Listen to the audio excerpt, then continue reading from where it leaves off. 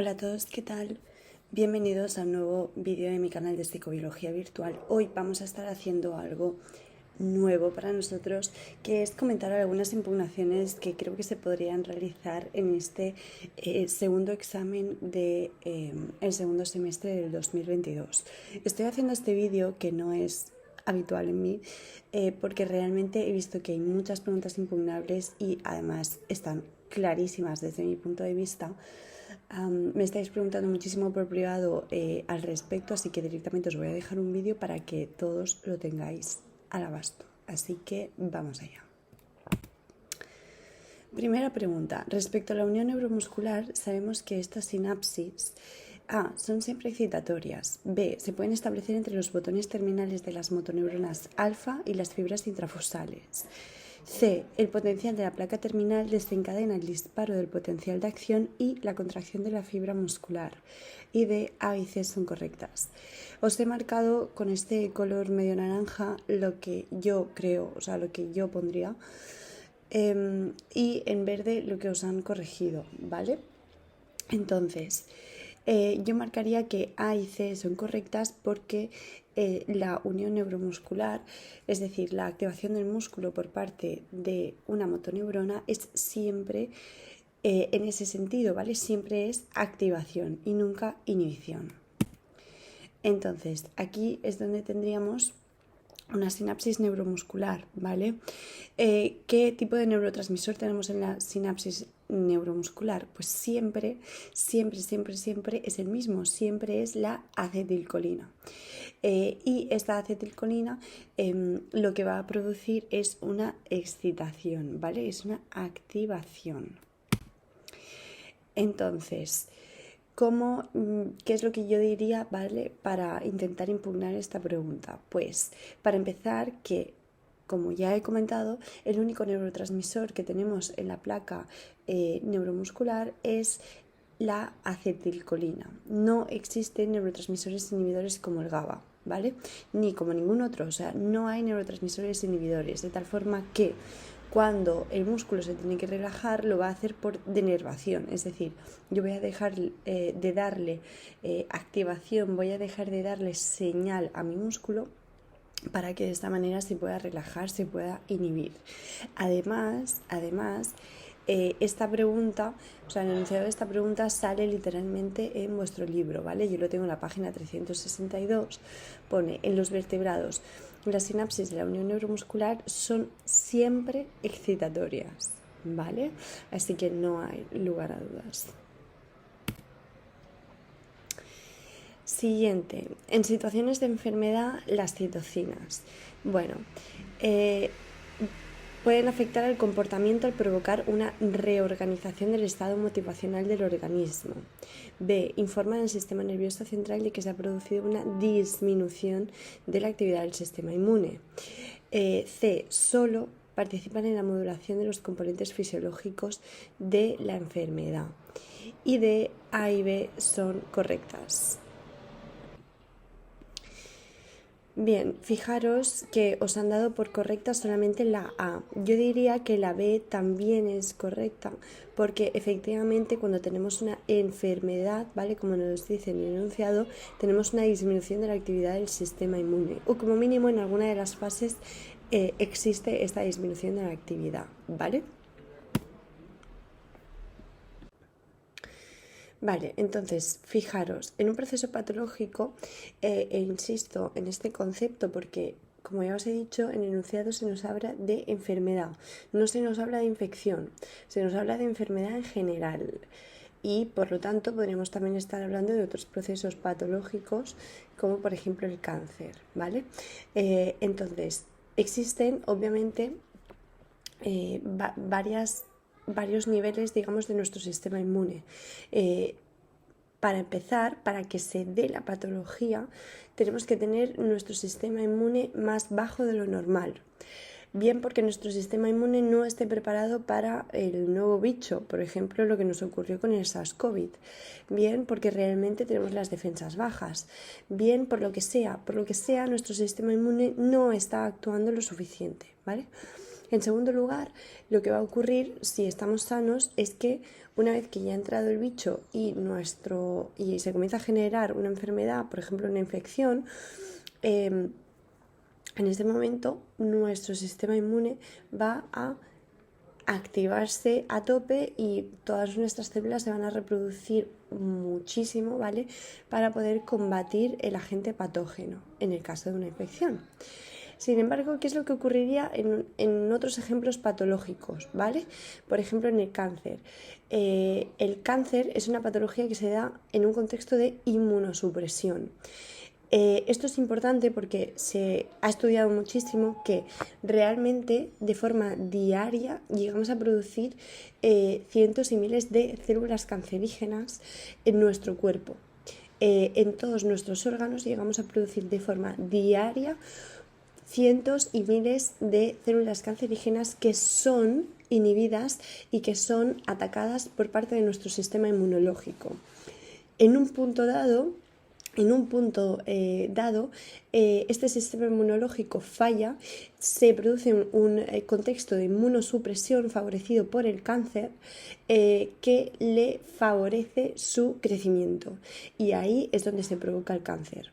No digo, por supuesto, no estoy diciendo que ese sea el único motivo por el que vamos a tener cáncer. Existen, por supuesto, muchos otros factores, digámoslo así, dentro de la ecuación, pero el contexto inmunosupresor que se da en esta patología está súper estudiado, ¿vale?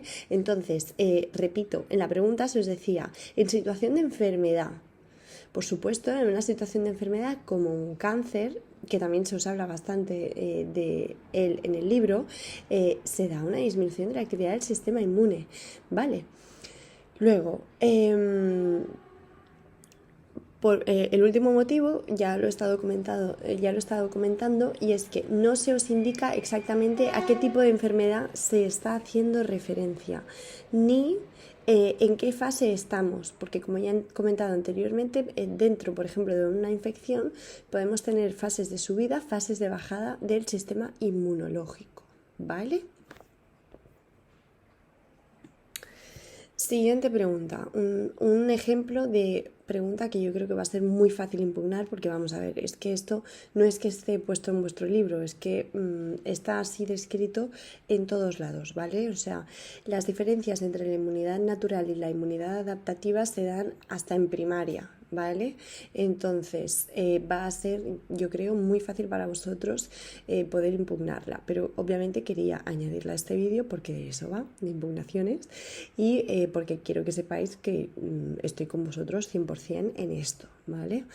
Entonces, la inmunidad natural, por supuesto, no se denomina inmunidad adaptativa, ¿vale? Es una respuesta rápida que se desencadena en la fase inicial de la defensa ante la mayor parte de agentes extraños. Esta yo la hubiese marcado como correcta, ¿vale? Y C es exclusiva de los invertebrados, y D se caracteriza por su memoria inmunológica. La que se os ha corregido como correcta es la D. Entonces, la inmunidad natural no se caracteriza por su memoria inmunológica. Eso es característico de la inmunidad adaptativa o de la respuesta secundaria, ¿vale? Entonces, esta pregunta desde mi punto de vista está clarísima. Por ahí podríamos tener alguna duda, pero está muy, muy clara, ¿vale? Si miráis en cualquier sitio, buscáis inmunidad adaptativa e inmunidad natural, vais a ver cuáles son las características de cada una. Entonces, ¿qué es lo que ocurre? Que efectivamente, pongamos por caso que yo nunca he estado en contacto con el SARS-CoV. Creo, de hecho, que soy una de las pocas personas de España que aún no ha cogido esta infección. Entonces, mi sistema inmune no está preparado aún para esta infección, para este bicho, ¿vale? Para este virus. No está preparado. Y por lo tanto, lo único que voy a tener es una respuesta de inmunidad natural, una respuesta inmune primaria, ¿vale? En cuanto yo entre en contacto con el bicho, voy a tener esta respuesta inmune primaria que se caracteriza sobre todo pues por cuestiones, por ser inespecífica, ¿no? Por basarse en fiebre, malestar general, todas mis defensas están ahí intentando hacer lo suyo, pero realmente no es muy específico.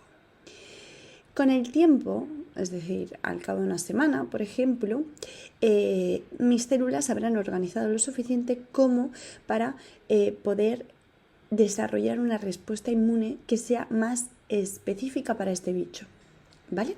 Esa es la respuesta inmune secundaria o la inmunidad adaptativa.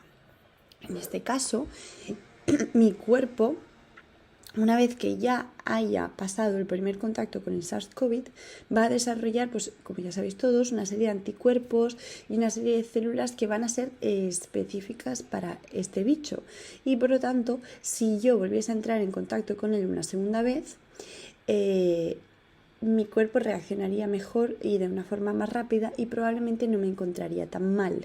Es decir, no pasaría por esta respuesta inmune primaria que es tan molesta, pues porque se caracteriza por fiebre, malestar general, etcétera, etcétera, ¿vale?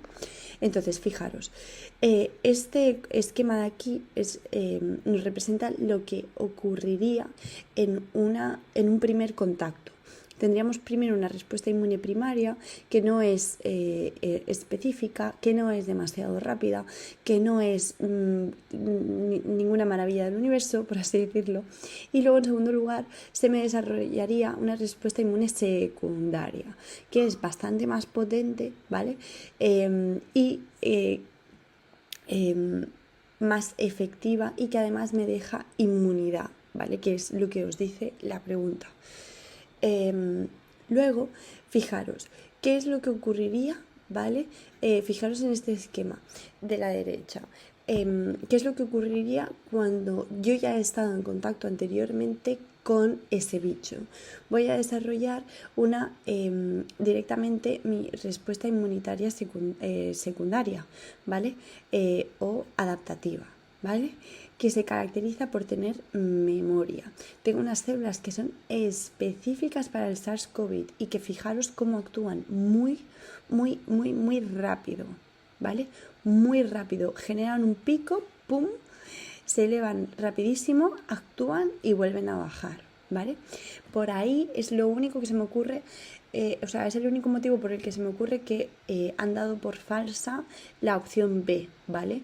Porque efectivamente la inmunidad natural no es tan rápida, ¿vale? No es tan rápida como la inmunidad adaptativa. Pero es que desde mi punto de vista, con este enunciado tan corto, no podéis llegar a saber de lo que os están hablando. Porque fijaros que os deberían decir, en una primera infección, la inmunidad natural, pues ahí sí. Ahí sabemos que en una primera infección mi inmunidad natural va primero y por lo tanto es más rápida, ¿vale? En una segunda infección la inmunidad natural ni siquiera se llega a desarrollar, ¿vale? Porque tenemos un pico de memoria que ya actúa directamente y no necesitamos la inmunidad natural, ¿vale? Entonces creo que para llegar a deducir eso deberían haber hecho un enunciado un poquito más completo.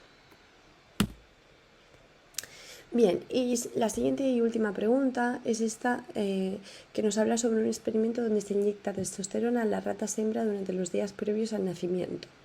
Su conducta sexual se masculiniza, ¿vale? Montan a otras hembras y realizan movimientos copulatorios de empuje en vez de lordosis. Este experimento pone de manifiesto que, pues fijaros, yo hubiese dicho que ninguna de las anteriores es correcta, ¿vale? Vamos a ver. Vamos a leerla. El comportamiento sexual está causado exclusivamente por el efecto que las hormonas gonadales ejercen en la etapa adulta. Pues no, ¿vale? Para empezar, porque nos están hablando de la etapa adulta, mientras que en el enunciado se nos habla del nacimiento y del embrión prácticamente, ¿vale? Y este efecto además es diferente entre machos y hembras. No nos está diciendo esto, ¿vale? B, que es la que os han dado por correcta. Las hormonas son capaces de organizar la conducta sexual independientemente de los factores genéticos. Bueno, entiendo que esta opción os la hayan corregido de esta manera porque al final es lo que se os dice en el enunciado, pero no creo que sea 100% correcto, ¿vale? Es decir, sí que es cierto que podemos llegar a inducir, ¿no? Cierta conducta sexual o ciertos patrones más masculinos o más femeninos, poniéndoles hormonas a estas ratillas desde el nacimiento, ¿vale? Pero mi pregunta es, vamos a ver, si tú a una rata hembra desde el nacimiento le pones testosterona, ¿vale? Efectivamente se va a masculinizar. Pero mi pregunta es, ¿esta rata hembra va a ser tan masculina como una rata macho? Probablemente no, ¿vale? Probablemente no. Y eso es lo que se ha visto, por ejemplo, en patologías donde, por lo que sea, ¿no? Tenemos niveles desregulados desde el nacimiento en los humanos mismos. Por ejemplo, hembras que tienen niveles aumentados de testosterona, es decir, mujeres que tienen aumentados los niveles de testosterona de forma genética, tienen efectivamente patrones cambiados, pero no llegan a ser, o no todas llegan a ser hombres, ¿vale? Entonces, yo creo que es perfectamente impugnable, o sea, no creo que por el enunciado que se os está dando podáis llegar a esta pedazo de conclusión, ¿vale? Es decir, que las hormonas organicen la conducta sexual de forma independiente de cualquier factor genético. Y tampoco decirme lo contrario, ¿vale? Si lo habéis encontrado en el libro de forma textual, porque yo no he encontrado esta conclusión de forma textual en el libro, ¿vale? Y luego la C pues es falsa, ¿vale? No tiene nada que ver, aquí no nos están hablando de aprendizaje y memoria. Y bueno, chicos, hasta aquí el vídeo de hoy. Espero de verdad que os haya gustado mucho. Como ya os he comentado anteriormente, esto no es algo que yo suela hacer, pero es que creo que en esta ocasión se han pasado 3 pueblos y hay preguntas que son impugnables, no, lo siguiente, ¿vale? Así que nada, para todos aquellos que tengáis recuperaciones durante este verano, nos vemos en mi canal de Patreon, ¿vale? Donde veréis muchísimo más contenido súper específico que os ayudará a probar de una forma mucho más sencilla. Así que nada, nos vemos muy pronto en el siguiente vídeo.